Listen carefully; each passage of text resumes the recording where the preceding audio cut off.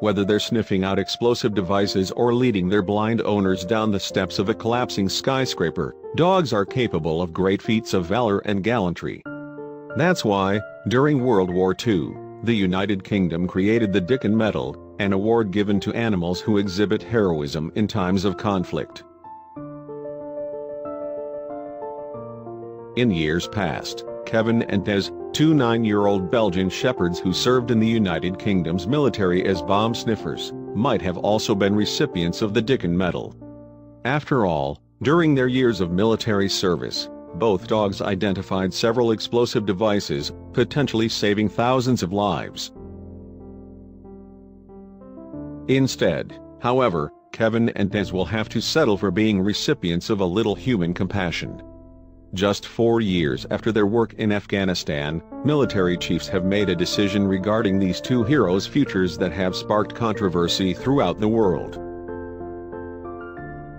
Because Kevin and Des evidently cannot be rehomed, the powers that be decided they must be euthanized.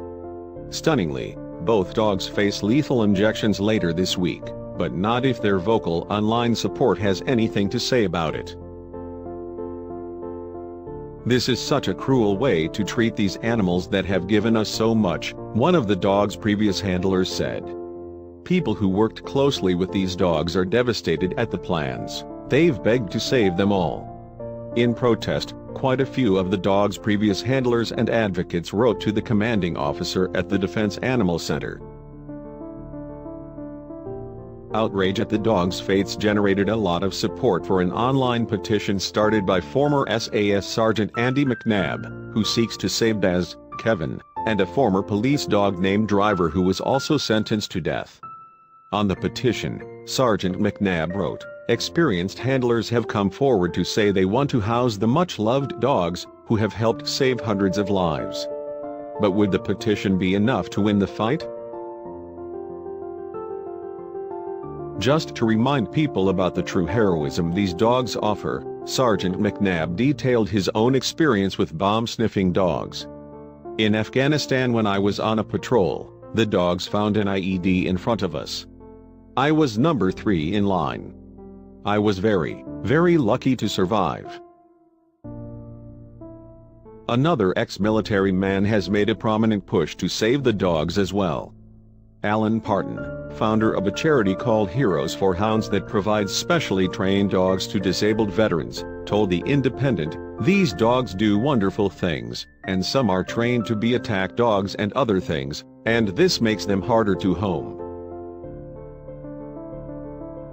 Even still, experienced handlers have come forward to offer homes to these heroic canines, but ultimately, the commanding officer gets the final say. In the case of Des, Kevin, and Driver, the commanding officer isn't going to take any chances, especially after a recent incident in which a former Army dog bit a civilian, The Sun reported. "Wherever possible we endeavor to rehome military working dogs," an Army spokesperson told The Sun. "Sadly, there are occasions where this is not possible. Those occasions might not be as rare as you hope." In 2012, The Mirror reported that 807 military dogs had been put down in the prior decade. Hopefully, it's not too late to save Des, Kevin, and Driver.